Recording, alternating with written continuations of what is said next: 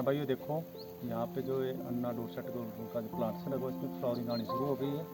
आप थोड़ा नज़दीक से दिखाया जितने भी हमारे इस टाइम यूट्यूब पे देख रहे हैं ये, और इसी पूरी तरह से फ्लावरिंग हो चुकी है। स्टार्टिंग हो गई फरवरी का जो माह चल रहा है, आज 20 फरवरी 2025 है। देखो गर्मी के कारण जल्दी जो फ्लावरिंग आनी शुरू हो गई है। और अब थोड़े से पौधे और दिखा देता हूँ आपको। देखो,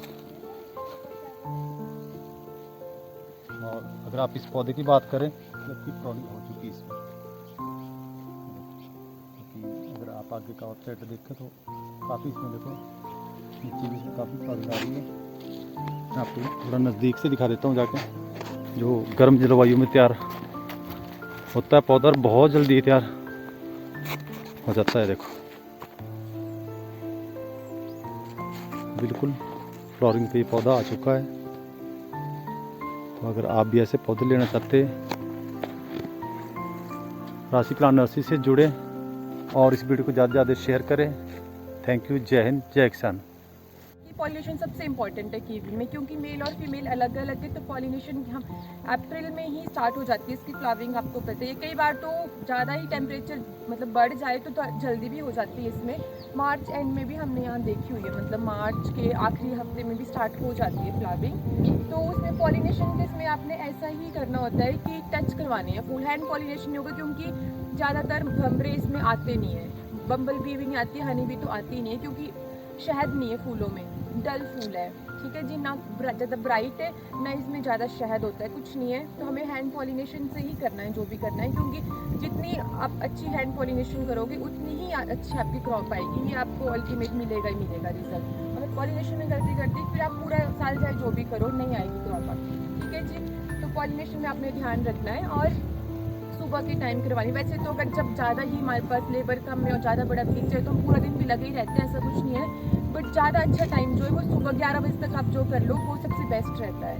ठीक है जी, उसके बाद पॉलिनेशन हो गया आपका। फिर हम आगे बढ़ते हैं। अप्रैल में कर लिया पूरा पॉलिनेशन का, फिर आ गया आपका मई महीना। मई महीने में हमने क्या करना है कि कई बार क्या होता है कि नज़दीक नज़दीक फ्रूट लग जाते हैं। ठीक है जी, तो अप्रैल के बाद मई में जो आपको जब मटर के दाने के बराबर हो जाएगा आपका फल, उस समय आपको उसका बिरलन करना है। क्योंकि अल्टीमेटली जब भी आप मार्केट में जाओगे साइज़ पे ही सब डिपेंड करेगा।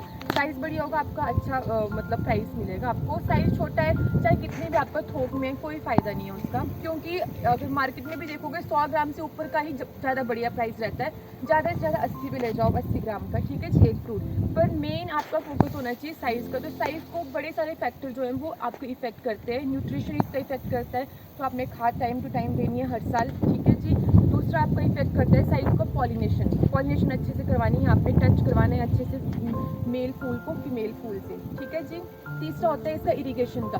पानी बढ़िया होना चाहिए आपका। मई के महीने में जब फल बढ़ रहा है तब पानी बहुत जरूरी है इसके लिए। हाँ जी, बहुत ज़रूरी है पानी जी, क्योंकि आपको बताइए अब टेम्परेचर इतना एडवर्स हो गया ना, बहुत सूखा पड़ रहा है, तो पानी तो है ज़रूरी। ठीक है जी, तीन और चौथा इसका आ गया थिनिंग मतलब अब अगर आप ज़्यादा गुच्छे में लगे हैं तो कुछ कुछ निकाल देने हैं।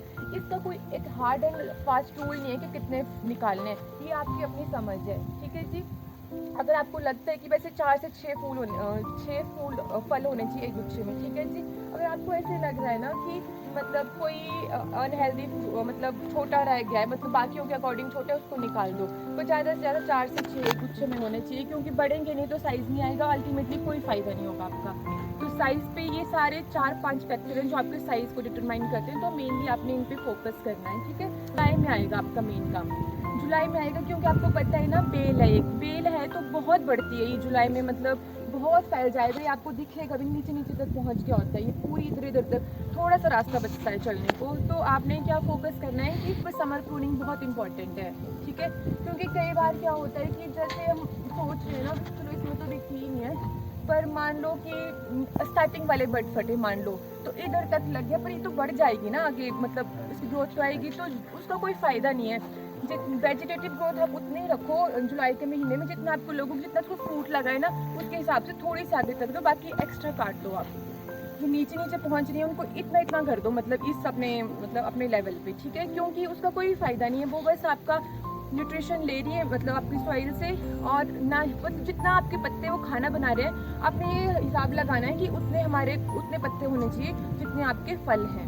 अल्टीमेटली उसे थोड़ा सा ज़्यादा रख लो, तो एक्सेस में रखने की ज़रूरत नहीं है, थोड़ा थोड़ा उसको काट दो आप। मेनली हम इसको बोलते हैं हम थिनिंग जैसे कर देनी है, मतलब थोड़ी थोड़ी जो एक्स्ट्रा ब्रांचेज हैं उसकी। ठीक है, जुलाई का महीना ऐसा निकल गया आपका, अगर आपको ये करनी है तो कर सकते हैं। वैसे अच्छी मतलब प्रैक्टिस है ये भी, मतलब अननेसेसरी ग्रोथ को हटाने की। ठीक है, जुलाई निकल गया आपका, अगस्त में भी ग्रोथ चलती है, पर जैसे हमने पिछले साल देखा कि अगस्त में ही आपकी हार्वेस्टिंग स्टार्ट हो गई थी हमारी, अगस्त एंड में हमने हार्वेस्टिंग स्टार्ट हो गई थी यहाँ पे, क्योंकि टेम्परेचर बहुत हाई था पिछली बार, तो बहुत जल्दी इसकी मतलब पक गया। पक इन द सेंस की मैच्योरिटी आ गई इसकी, तो ये आपका इसका मैच्योरिटी इंडेक्स है कि हाँ अब हमारी फसल तैयार है तोड़ने के लिए। ठीक है जी, एक और भी है, सेट रहता है कि जब आपका डे ऑफ फुल ब्लूम था, DFF जिसको बोलते हैं हम, day from full bloom to harvest, set किया यूनिवर्सिटी ने कि हाँ 190 दिन एलिसन का है, उससे 10 एक हफ्ता आगे पीछे आ सकता है, बट 190 दिन सेट है।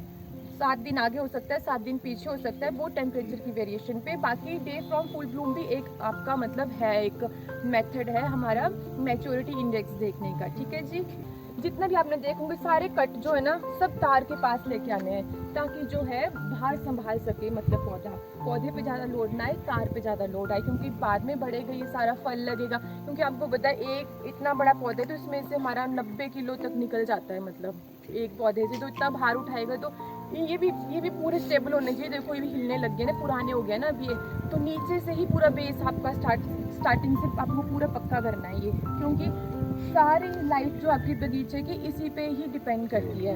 यही स्टार्टिंग से स्ट्रॉन्ग होगा आपका, उसके बाद आगे तो आपने ज़्यादा फैसिलिटी लेनी है, ड्रिप इरिगेशन लगवा लिया ना, क्योंकि और ये जैसे ये बिछा लिए, क्योंकि अभी आप नहीं मतलब अब फरवरी मार्च में देखोगे पूरा भर जाता था घास से, फिर और लेबर लगेगी इसको करने के लिए ना, पूरा साफ़ करवाने के लिए बहुत लेबर लगती है, तो इसलिए पूरा ये बंद ही कर दिए ताकि ऊपर से झाड़ू लगाया, क्योंकि अभी प्रूनिंग के बाद गंदा हो गया था, तो झाड़ू लगाया पूरा क्लियर हो गया।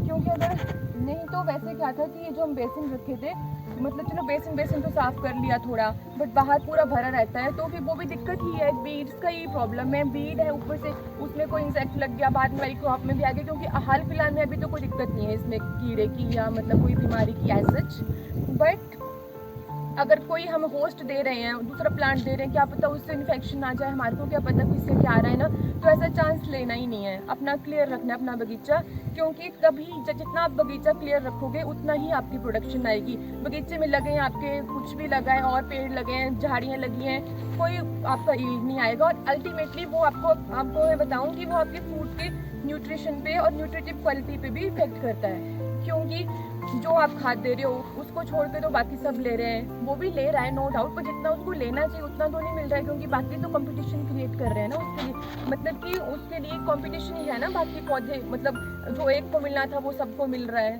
तो इसलिए आपको बगीचों को अपने क्लियर रखना है। बाकी और आपका कोई क्वेश्चन होगा तो आप पूछ सकते हो। बीमारियाँ आपके बगीचे में तो नहीं आ रही अभी कोई? क्योंकि अभी हाल ही मतलब पिछली बार हमने यहीं पे देखा थोड़ा ज़्यादा ही सन ना आ जाए, क्योंकि बार्क भी इसकी स्प्लिट हो जाती है, क्योंकि मतलब छाल निकलने लग जाती है धूप से फट के, तो वो सब ध्यान देना होता है, इस ओरिएंटेशन में लगाना रहता है ये। बाकी चलो वो प्रूनिंग देख लेते हैं एक बार, बाकी आपने लंच से पहले ही, क्योंकि तभी जितना आप बगीचा क्लियर रखोगे उतना ही आपकी प्रोडक्शन आएगी। बगीचे में लगे हैं आपके कुछ भी लगा है, और पेड़ लगे हैं, झाड़ियाँ लगी हैं, कोई आपका यील्ड नहीं आएगा, और अल्टीमेटली वो आपको मैं बताऊं कि वो आपके फूड के न्यूट्रिशन पे और न्यूट्रिटिव क्वालिटी पे भी इफेक्ट करता है, क्योंकि जो आप खाद दे रहे हो उसको छोड़ के तो बाकी सब ले रहे हैं, वो भी ले रहा है नो डाउट, पर जितना उसको लेना चाहिए उतना तो नहीं मिल रहा है, क्योंकि बाकी तो कंपटीशन क्रिएट कर रहे हैं ना उसके लिए, मतलब कि उसके लिए कंपटीशन ही है ना, बाकी पौधे मतलब जो एक को मिलना था वो सबको मिल रहा है, तो इसलिए आपको बगीचों को अपने क्लियर रख